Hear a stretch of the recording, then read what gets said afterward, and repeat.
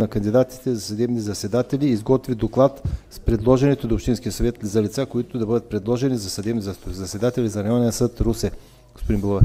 Запознати сте с точката. Това, което уточнихме на председателския съвет, представители от всички групи,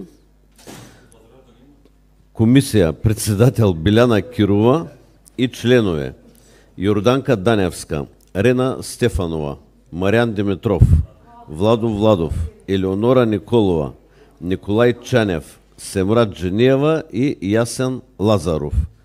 Това е предложено от председателите на групите. И във втора точка, в срок до, там точки, където са написани, 10 септември да се докладва, за да има време да се изпълнят поставените задачки. Благодаря. Да гласуваме така предложената комисия, който е за.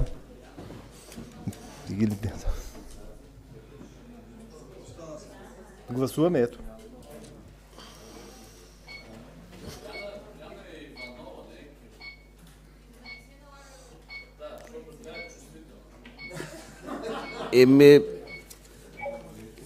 Вие те го предложихте, бе. Биляна Кирова го записахме. Тя се едно и също лице, да. 37 добре. За, предложението е прието.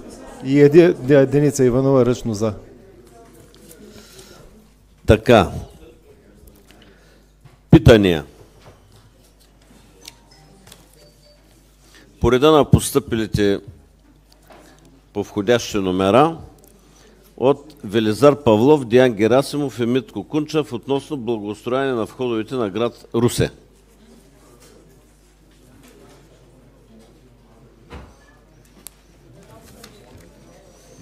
Благодаря, господин председател.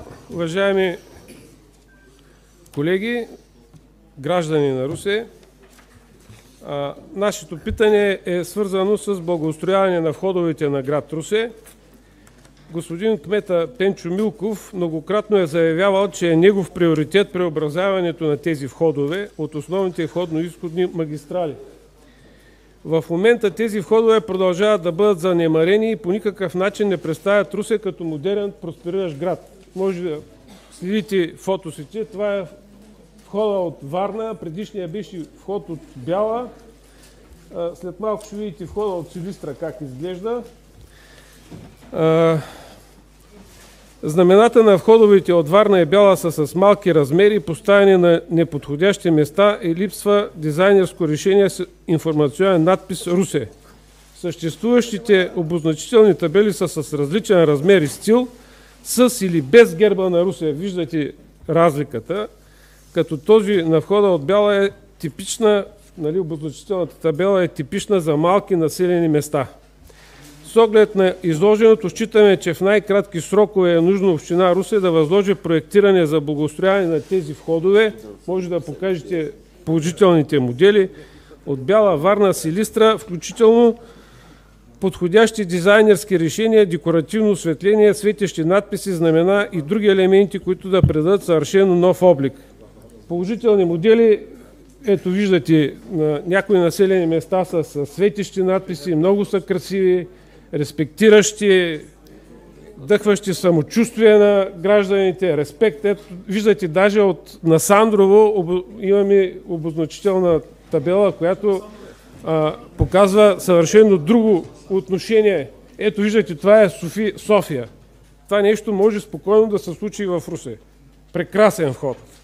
Красив. Стара Загора.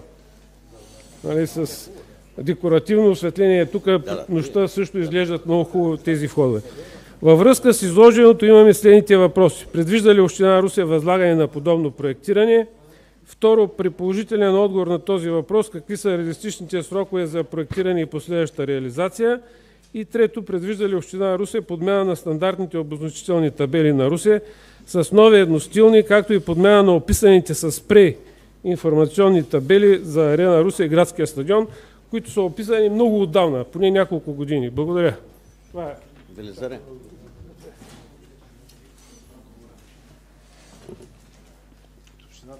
Отговора? Да, заповядай.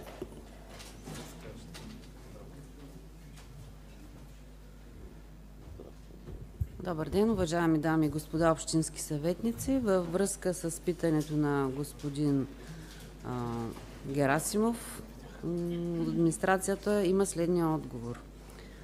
Уведомяваме, че от общинските предприятия Партстрой и комунални дейности, както от фирма ДЗЗД Партстрой, се осъществява периодично почистване на пътните платна и разделителните ивици, косене на зелените площи, подмяна на пътните знаци и... По-близо до микрофона. Да, може. Така, косене на зелените площи, подмяна на пътните знаци, ограничителните системи за пътища и полагане на хоризонтална маркировка. Община Русе е процедирала по одобряване на схема за разполагане на преместваеми обекти, респективно одобряване на съответните необходими проекти, инженерно-технически части, издаване на разрешения за поставяне на пилони за знамена, групиране по 3 броя на следните локации. Входно-изходна артерия, булевард България в участъка от републикански път 1-5 Русе-Бяла, в средната разделителна ивица, издадено разрешение за поставяне номер 339 от 18 октомври 2023 година за поставяне на пилони за знамена група 3 броя, което в момента е реализирано.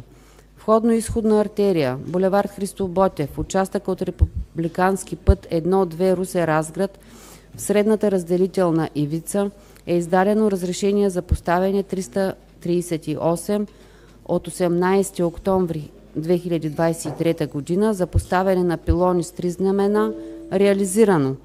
Входно-изходна артерия, кръгово кръстовище при свободна зона Русе, републикански път 221 Русе-Силистра, в основата на кръгово кръстовище е издадено разрешение за поставяне номер 340 от 18 октомври 2023 година за поставяне на пилони 3 групи знамена. Към настоящия момент все още не е реализирано.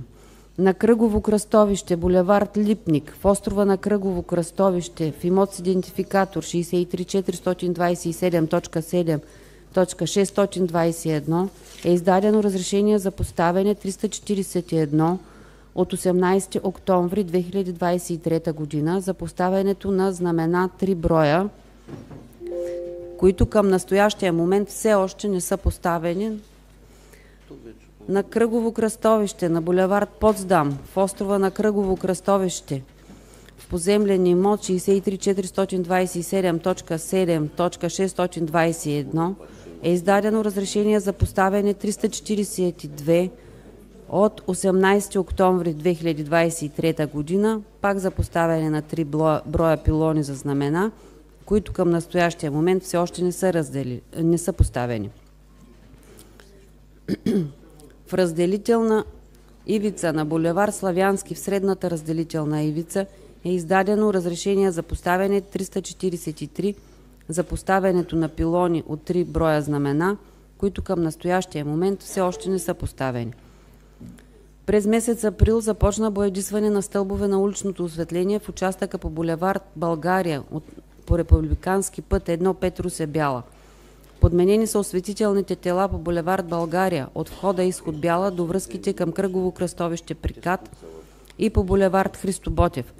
Предстои изпълнение на обект реконструкция и модернизация на система за външно изкуствено осветление по проект прилагане на мерки за енергийна ефективност по система за външно изкуствено осветление на територията на община Русе, така нареченият ЕСКО договор.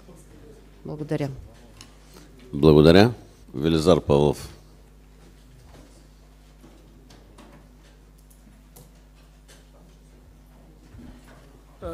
Не се очудвам на този отговор, от който абсолютно нищо ни последва. Явно така е практиката в община Русе. Това, че са поставени някъде някакви знамена, абсолютно нищо не променя. Тук става въпрос за съвършено нова визия, с проектиране, с информационни надписи, по моделите, които тук всички видяхте и които като пътувате в България, пък и в чужбина, може да видите. Не беше даден отговори на въпроса за едностилните обозначителни табели, не беше даден отговори на въпроса за подмяна на тези описани с спрей. Нали, всъщност никакъв отговор. Да, кмета на общината, Пенчо Милков.